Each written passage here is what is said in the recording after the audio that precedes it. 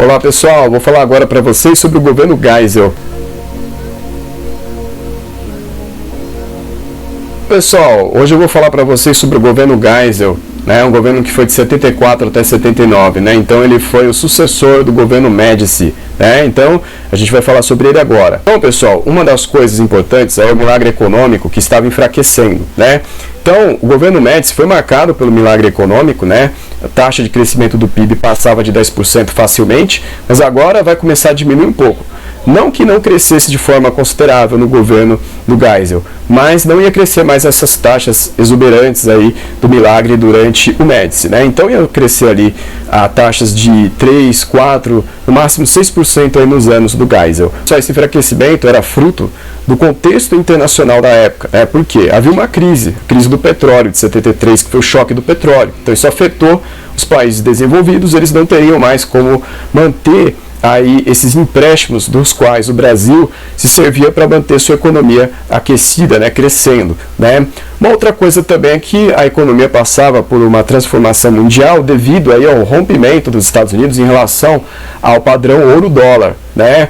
Padrão que era fixo ali, né, na questão do câmbio, né? Então havia um câmbio fixo, ou seja, as moedas tinham um valor fixo e isso ia começar a mudar a partir dessa época, né? Então afetou as economias aí de forma geral. Então o Brasil ia começar a sofrer consequências disso. Outra coisa também, pessoal, é que em 74 o MDB, o Movimento Democrático Brasileiro, que era o partido de oposição, ia conquistar a maior parte do Senado.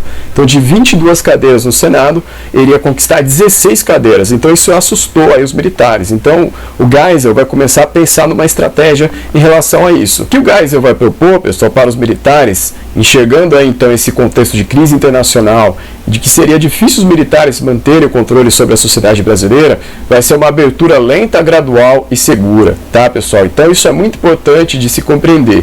Então ele vai viabilizar, vai começar a viabilizar uma abertura, uma flexibilização do regime militar.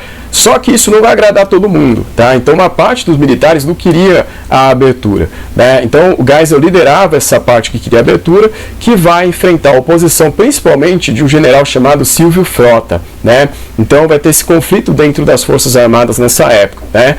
Então esse vai ser o processo da abertura lenta, gradual e segura, mas que vai ter muitos problemas. Pessoal, na questão econômica vai haver o segundo Plano Nacional de Desenvolvimento, né, que vai ter como característica não ter como ministro o Delfim Neto, mas o Mário Henrique Simonsen. Pessoal, o Mário Henrique Simonsen vai ter como objetivo aí no Plano Nacional de Desenvolvimento número 2, né, a questão de conter a inflação, né, e continuar o crescimento, né? Então, como que ele ia fazer isso? Uma das coisas, pessoal, era investir no setor estatal, né? Mas com que dinheiro queria fazer isso? Como é que ele ia fazer para captar recursos num ambiente internacional tão ruim? Basicamente, pessoal, ele vai querer levar a taxa de juros para atrair recursos, porque quando se eleva a taxa de juros, fica mais atrativo para o capital internacional investir no país, porque ele vai ter um retorno maior em juros, né?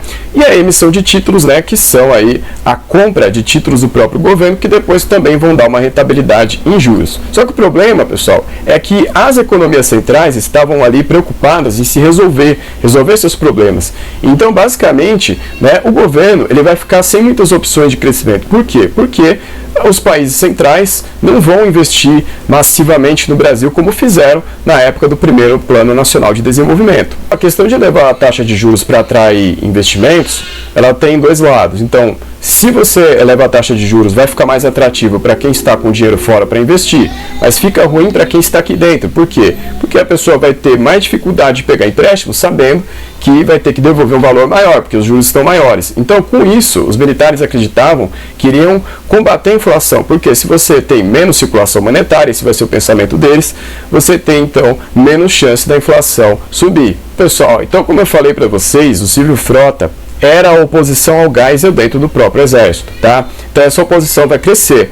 Os militares que estavam ao lado do Silvio Frota eram contra a flexibilização do regime, então vão se opor cada vez mais ao Geisel. O pessoal, Silvio Frota vai ser essa liderança aí contra o governo Geisel dentro do regime militar. Só a morte do Vladimir Herzog vai aí causar problemas para o regime militar. Por quê? Porque ele era um jornalista que trabalhava na TV Cultura na época, ele vai se apresentar para o interrogatório no DOI-CODE, aqui em São Paulo, e não vai mais sair de lá, né? Então ele vai ficar preso lá neste centro militar e aí depois vai aparecer morto, né? Então, os militares vão alegar que ele se suicidou, só que aí vão encontrar vários indícios de que, na verdade, ele foi assassinado, principalmente, pessoal, marcas no pescoço que indicavam ali que ele tinha sido estrangulado, né, e não se suicidado, como os militares estavam querendo fazer supor. O mesmo, pessoal, com Manuel Fiel Filho vai acontecer. Então, vão dizer os militares que ele se enforcou com a própria meia que ele utilizava. Só que amigos do Manuel Fiel Filho vão dizer que no momento que ele foi capturado pelos militares, ele não estava usando meia, ele estava usando um chinelo sem meias, né? Então ele também foi acusado aí de pertencer ou ter ligações com o PCB, né, o Partido Comunista Brasileiro, assim como o Vladimir Herzog, né? Então foi morto aí dentro também aí do centro militar aqui em São Paulo. Pessoal, na época, né, aí com a questão da inflação que não abaixava, né?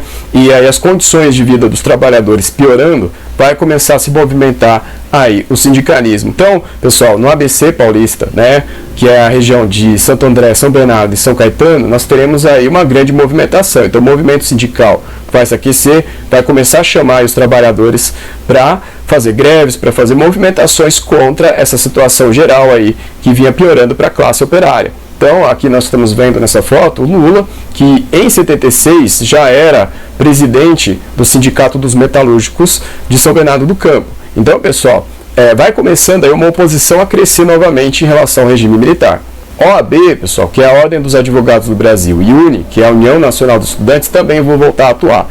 Então, pessoal, isso vai abrir os olhos do regime, porque tudo que o regime menos quer é que uma oposição cresça novamente no Brasil. Só a reação do governo Geisel foi criar a Lei Falcão, em 76, para impedir o crescimento da oposição.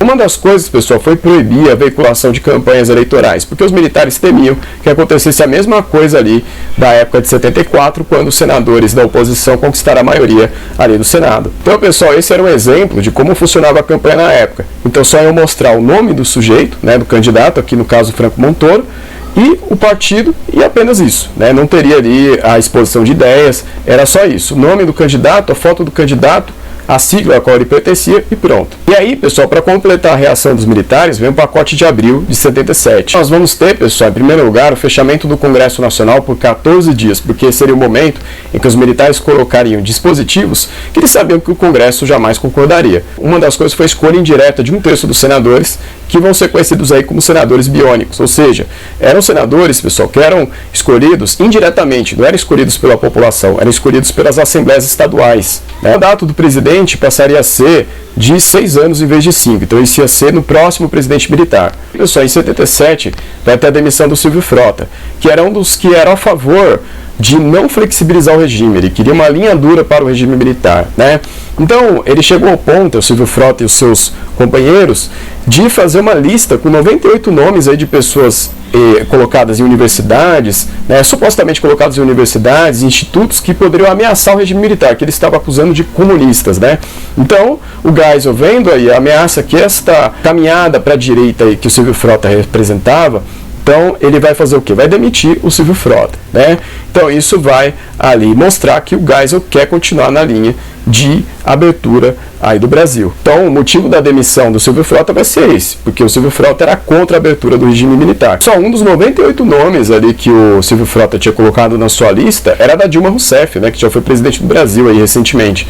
Então o que ele colocou ali? Que ela representava uma ameaça junto com esses outros 97 nomes, né? Então a Dilma, na época, que fazia parte ali como estagiária da Fundação de Economia e Estatística do Rio Grande do Sul, né? Ela acabou sendo afastada da fundação por isso, né? Pela inclusão nessa lista, né?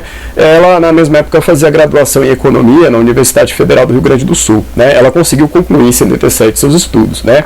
Mas, pessoal, então, por causa dessa ameaça que o Silvio Frota representava, a questão da abertura do regime, então ele foi demitido. Pessoal, basicamente é isso. Então esse aí é o processo de abertura lenta, gradual e segura, que vai ser continuado pelo sucessor do Geisel, que vai ser o João Batista Figueiredo, né? Então, o que é importante entender, pessoal, que o processo da abertura lenta, gradual e segura não pode ser entendido como processo pacífico, porque, como vocês puderam ver, aconteceram várias proibições na época, né? Assassinatos aconteceram, como Vladimir Herzog, né? Manuel Fiel Filho, entre outros, né? Esses são só os principais, os mais lembrados, tá? Então, não foi um processo pacífico, não foi um processo tranquilo, mas que começaria então aí uma nova fase no regime militar. Pessoal, na próxima aula a gente continua, tá? A gente vai falar aí do governo Figueiredo. Então, por enquanto é isso daqui. Então, obrigado e até a próxima.